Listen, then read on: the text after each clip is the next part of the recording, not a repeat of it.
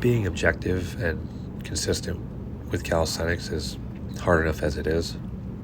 But today the thought that I had was, what do you define as a quality rep? As far as your form, as far as your range of motion, I don't think I have an issue with my form. Increasing the weight at a certain point, I did notice a lot of swinging, which I think I've gotten control as far as my vertical movements. But as you fatigue, you're not able to perform that full range of motion as well as the beginning, which is obvious. So does it count as a full rep? For me, I think the dips and the rows are the hardest ones to really tell. The push-ups I really consider, holding good form, locking out at the top, and then bringing myself pretty much down to my chest as low as I can, and then back up again. That's a good quality rep.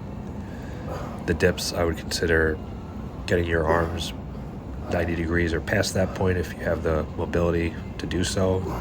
It's a little harder for me with the vest, so it's not worth it for me to try to go lower. I'd rather not injure myself in that case.